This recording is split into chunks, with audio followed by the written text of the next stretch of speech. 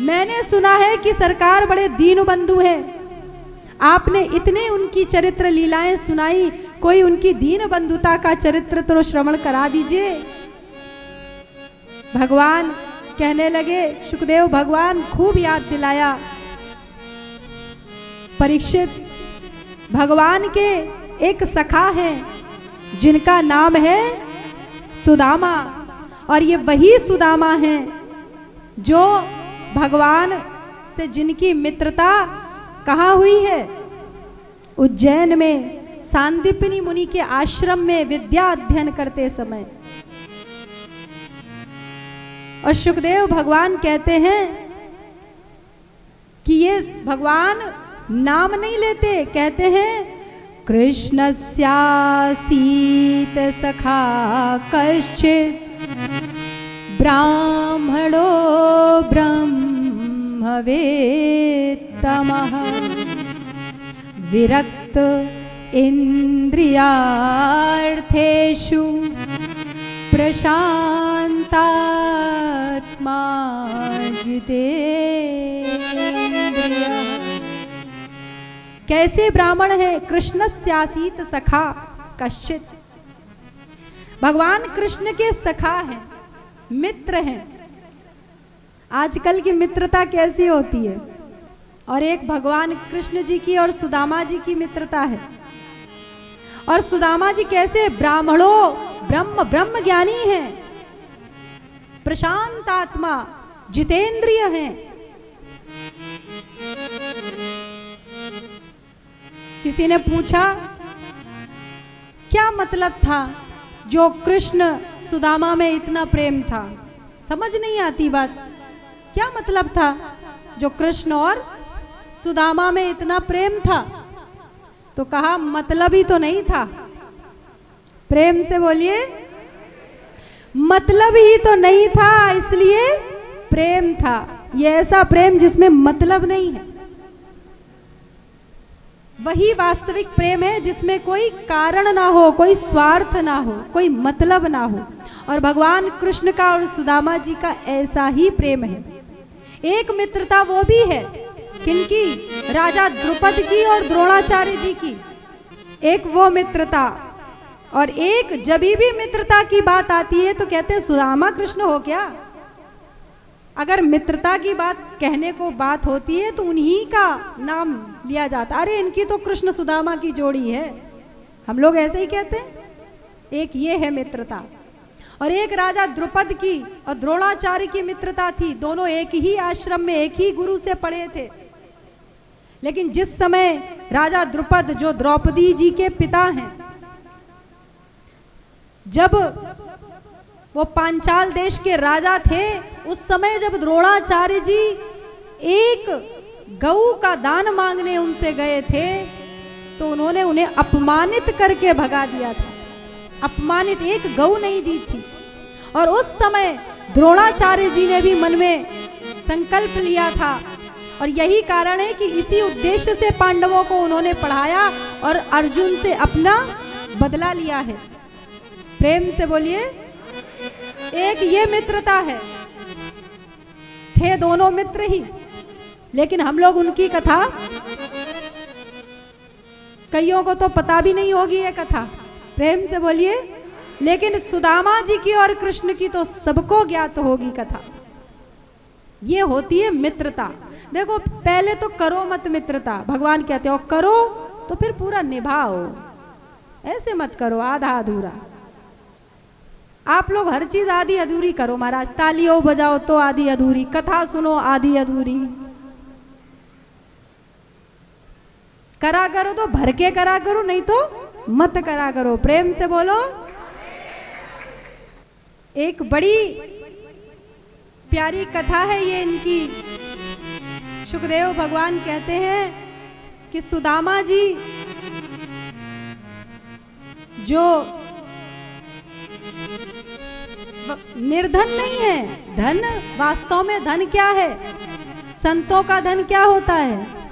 हमारो धन राधा श्री राधा श्री राधा। सुदामा जी के पास यही धन है। और इससे बड़ा कोई धन नहीं होता। इस धन से ये लोक भी सुखी और परलोक भी। हम आप तो जो धन कमा रहे हैं वो केवल इसी लोक में, इसी देश में काम आएगा। और आप अभी देश बदल लो, यहाँ से अमेरिका भी चले जाओ तो करेंसी बदल जाती है। तो फिर जब ये लोक, पृथ्वी लोक छोड़ के ऊपर दूसरे लोक जाना होगा तो ये वाला धन काम नहीं आएगा। वहाँ के लिए दूसरी करेंसी है, वहाँ के लिए दूसरा नोट लगता है। ये नाम धन, भगवान का नाम धन। वहाँ पूछा जाएगा कितने रुपया लाए हो, तो ये वाले नहीं। कितना बैंक बैलेंस है, ये वाला नहीं। नाम का कितना बैलेंस है, उसके अनुसार आपको सुविधाएं प्रोवाइड होंगी, मिलेंगी। प्रेम से बोलिए। ये वाली वो उस देश में चलती नहीं है, ये आपका नोट। सुदामा जी के पास भरपूर है महाराज ये धन, और अपने में तृप्त हैं, लेकिन उनके छोटे छोटे बच्चे हैं, ब्राह्मणी हैं, उनका नाम है सुशीला। कहीं से उनको पता चला कि इनके मित्र हैं द्वारिकाधीश।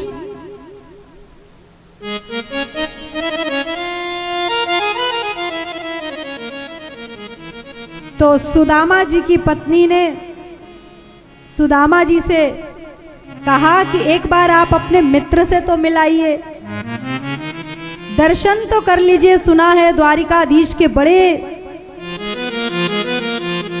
कथाएं हमने श्रवण की हैं, और आपके तो वो पुराने सखा हैं, एक बार दर्शन करने जाइए।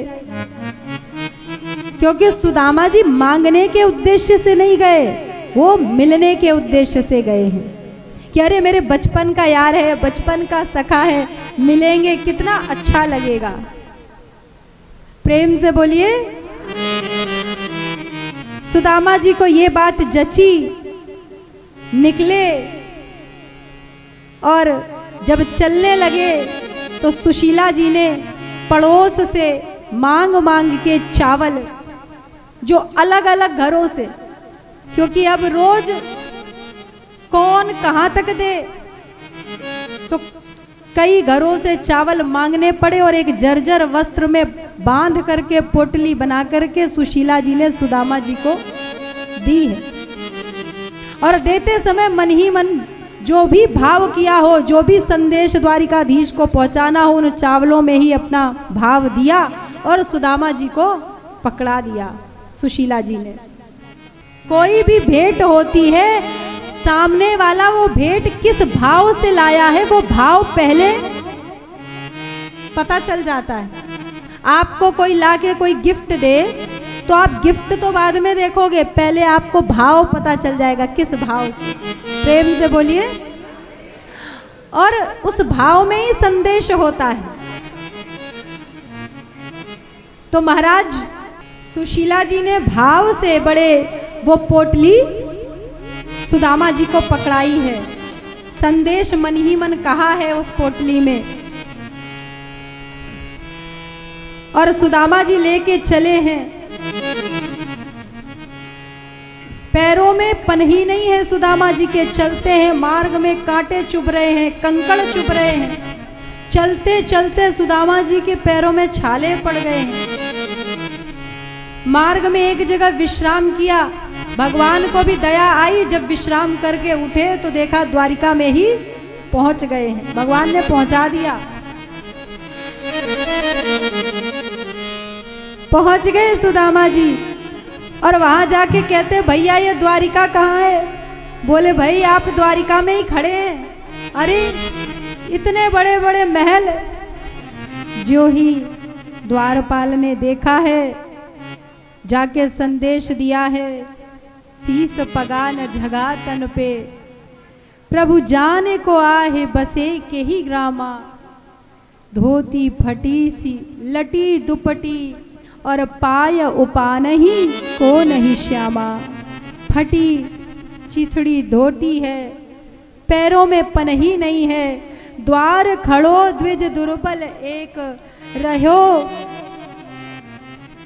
रहो चकी सो वसुधा अभिरामा, पूछत दीन दयाल को नाम, बतावत आपनो नाम सुदामा।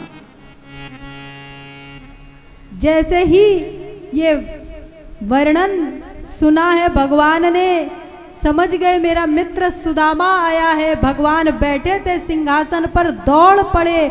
भगवान ने भी पादुका नहीं पहनी, पीतांबर कहीं गिरा, दास दासियों से लड़ते मेरा सुदामा सुदामा, और भगवान महल के बाहर आए और सुदामा जी को गले लगाया है। प्रेम से बोलिए दीन बंधु सरकार की। और भगवान ससम्मान सुदामा जी को ले आए हैं। जरा विचार करके देखिए, हम लोग कथाएं तो कितनी बार श्रवण करते हैं, भगवान द्वारिकाधीश हैं और सुदामा जी कैसी परिस्थिति में आए हैं। आज हम लोग छोटी छोटी बातों में भी स्टेटस देखते हैं। स्टेटस, ये हमारे स्टेटस का है कि नहीं, हम इससे बात करें कि नहीं करें। और कहीं कहीं भगवान ने यदि इतनी बड़ी हम लोगों को पद प्रतिष्ठा दे दी हो तो महाराज नीचे झुकना कठिन हो जाता है।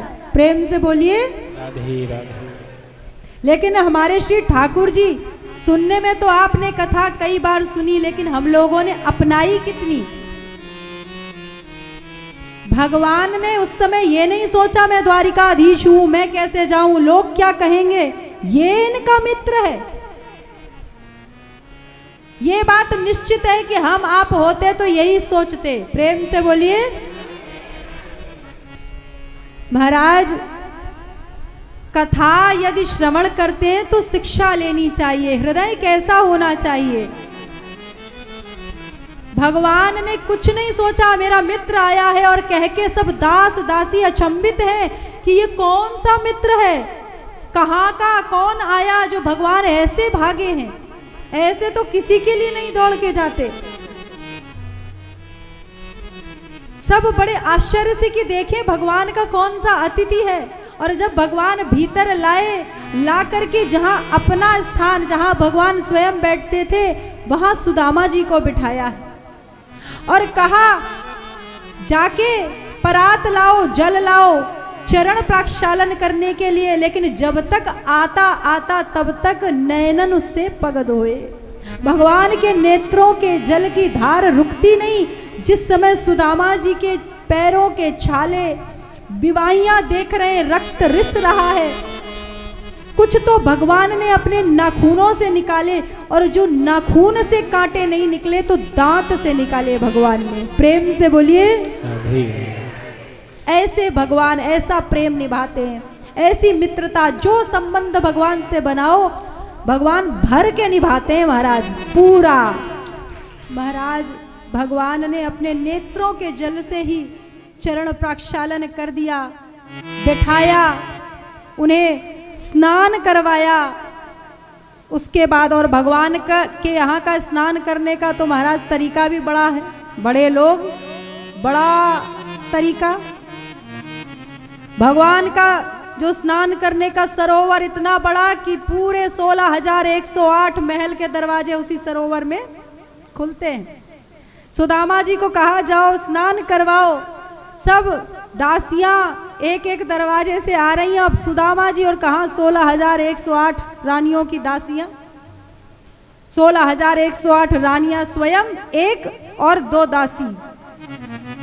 तो ऐसे एक रानी के साथ 2 लोग, इतने सारे लोग सुदामा जी को बड़े से सरोवर में स्नान कराने जा रहे हैं।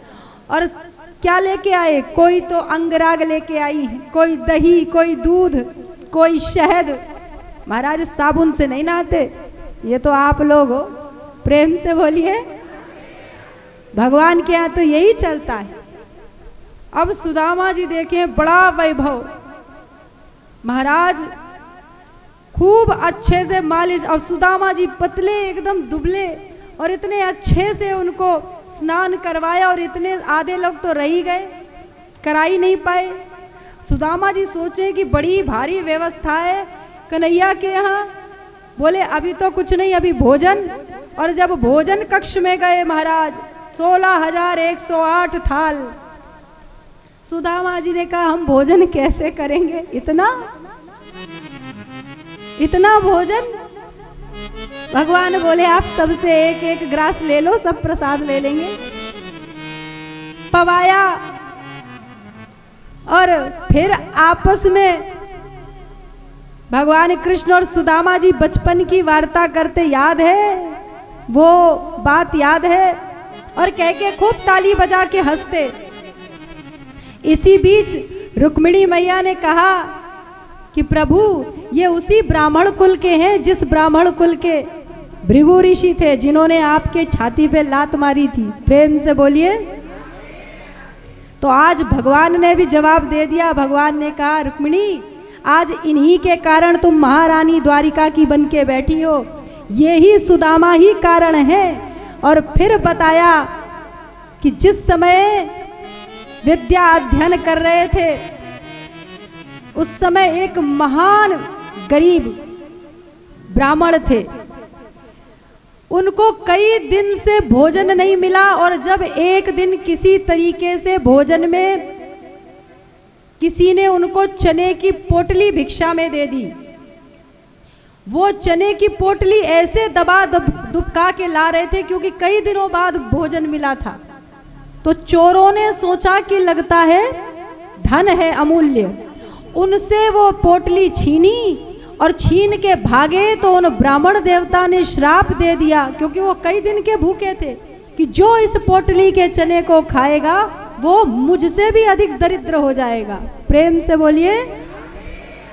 सुदामा जी जिस समय गुरुकुल में विद्या अध्ययन कर रहे थे, पीछे से आ रहे थे, सुन ली उन्होंने ये बात। उन चोरों ने भी सुन ली, तो उन चोरों ने जाके वही गुरु माता को गुरु आश्रम में दान में दे दी वो पोटली, कि हम खाएंगे तो दरिद्री हो जाएंगे। सुदामा जी ने सुन रखी थी। और जिस समय कृष्ण और सुदामा जी वन को जाते हैं, गुरु माता को पता नहीं कि ये शापित चने हैं, उन्होंने वही पोटली उठाकर दी कि जाके तुम लोग खा लेना। और सुदामा जी ने वो पोटली के सारे चने स्वयं खाए कि मैं दरिद्री होऊंगा लेकिन मेरा द्वारिकाधीश, मेरा मित्र आनंदित होके रहेगा।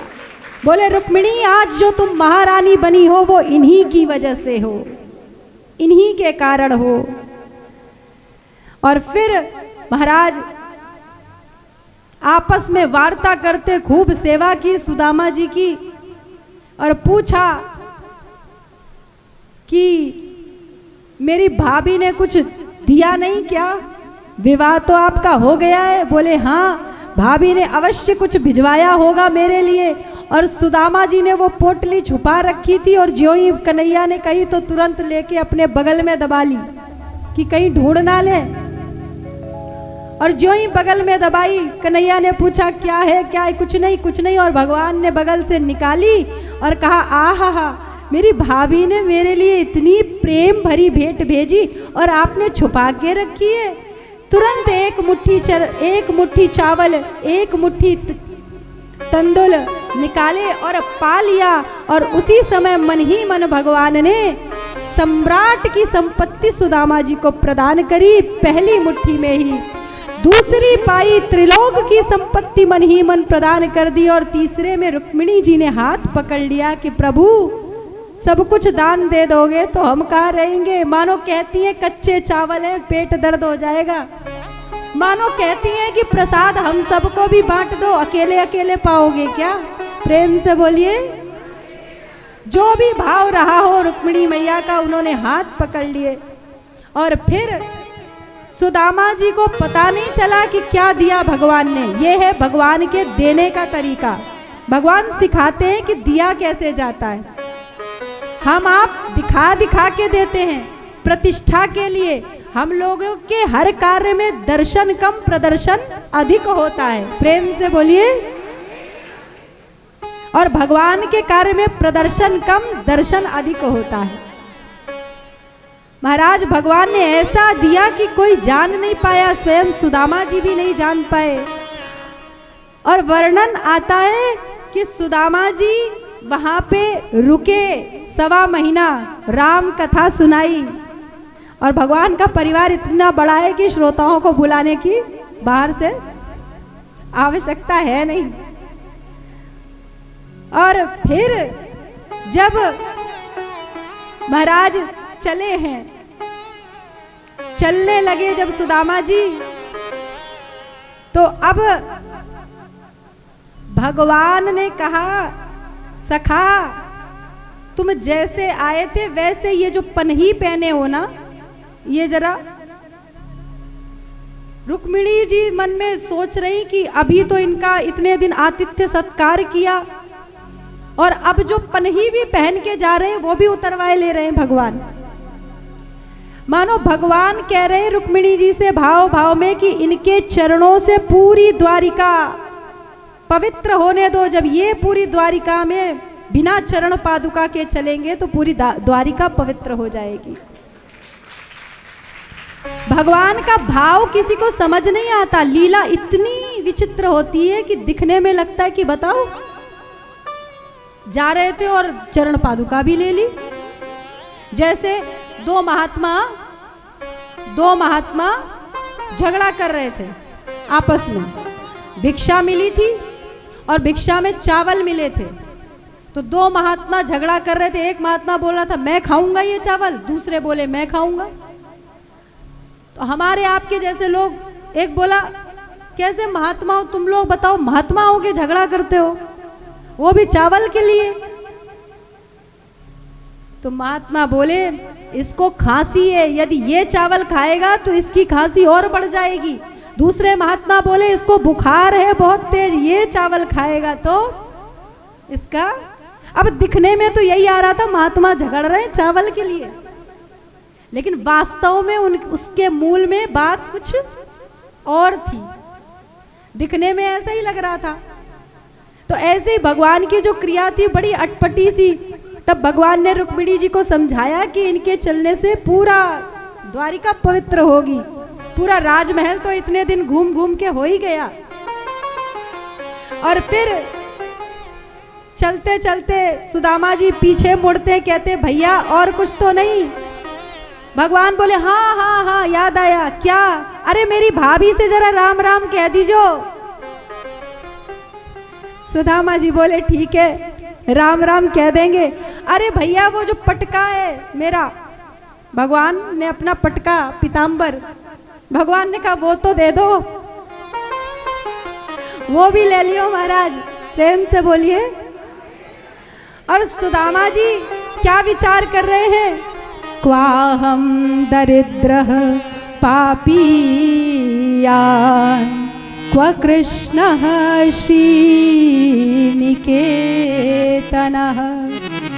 ब्रह्मबन्धुरिति स्माहं बाहुभ्यां परिरम्भितः।